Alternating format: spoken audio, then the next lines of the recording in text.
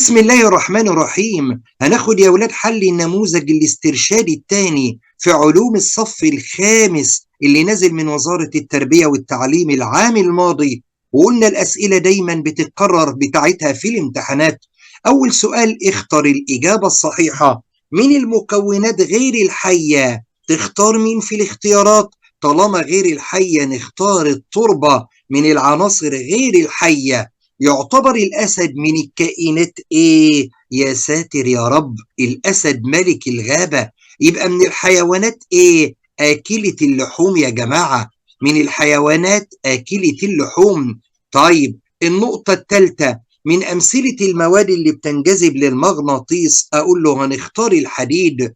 ليه؟ لأن الحديد من المواد المغناطيسية التي تنجذب نحو المغناطيس. وحدة قياس الحجم، تختار أنهي وحدة؟ برافو عليك اللي قال مادام حجم يبقى سنتيمتر مكعب، وحدة قياس الحجوم. كون سلسلة غذائية، وهو جايب سلسلة غير مرتبة. هنبدأ بمين؟ بالحشائش. ليه؟ لأنها بتمثل الكائن المنتج. طب مين اللي بيليها؟ الفأر. جميل. طب مين اللي بيليها بعد كده؟ الثعبان. طب مين اللي يلقطه من أعلى؟ الصقر. يبقى كده رتبنا السلسلة الغذائية. السؤال الثاني صح وغلط. وأول نقطة بتقول يصنع النبات غذائه أثناء عملية التنفس. خطأ. أمال أثناء عملية مين؟ أثناء عملية البناء الضوئي. يبقى خطأ وادي التصويب. الكائنات المحللة ليس لها دور في النظام البيئي. إجابة خاطئة، لها دور كبير في النظام البيئي. الهواء الجوي مخلوط وبيتكون من عدة غازات. إجابة سليمة. الزجاج مادة شفافة وبنستخدمها في صناعة النظارات الطبية. 10/10. اذكر طريقتين من طرق انتشار البذور. تنتشر البذور عن طريق مين؟ عن طريق الرياح، ادي احد العوامل. وعن طريق مين؟ وعن طريق المياه.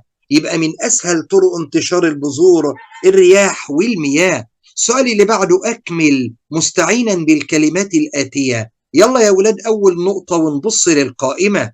عند جفاف بحيرة فإن ذلك يؤدي إلى إيه؟ برافو عليك. أول ما البحيرة تجف ده ضد الطبيعة، يبقى اختلال النظام البيئي. تحصل الكائنات مين؟ على الطاقة من ضوء الشمس. أقول له اللي بيحتاج ضوء الشمس بشكل مباشر الكائنات المنتجة لتكون غذائها بنفسها في عملية البناء الضوئي. صدأ الحديد والاحتراق دي من التغيرات ايه؟ الكيميائية لحدوث تفاعل كيميائي. يعتبر مين نسخة مشابهة للشيء الحقيقي؟ أول ما الاقي نسخة مشابهة يبقى ده يا ولاد تعريف النموذج. ونيجي لآخر سؤال، السؤال المقالي واللي بيطلب فيه أكتر من حاجة. بيقول لي تعرف تقول لي أسباب فقدان الموطن الطبيعي؟ أقول له من أهم الأسباب بناء المباني والطرق. يبقى المباني والطرقات ده سبب رئيسي من أسباب الفقدان للموطن الطبيعي. طب وإيه كمان؟ إلقاء المخلفات في المية. اللي يلقي المخلفات في المياه ده نوع من أنواع ومن أسباب فقدان الموطن الطبيعي. طيب النقطة اللي بعدها عايز سبب كمان لفقدان الموطن الطبيعي. أقول له الصيد الجائر للأسماك. الصيد الجائر، الصيد الجائر للأسماك ده من أسباب مين؟ فقدان الموطن الطبيعي يا ولاد. جميل. النقطة اللي بعدها تغير درجة حرارة المياه. يبقى أنا قلت لك كم حاجة دلوقتي؟ أربع عوامل يؤدوا إلى فقدان الموطن الطبيعي: المباني والطرقات، إلقاء المخلفات في المياه، الصيد الجائر للأسماك، وتغير درجة حرارة المياه في البحار والمحيطات. كده خلص اختبارنا الثاني من نماذج وزارة التربية والتعليم الاسترشادية.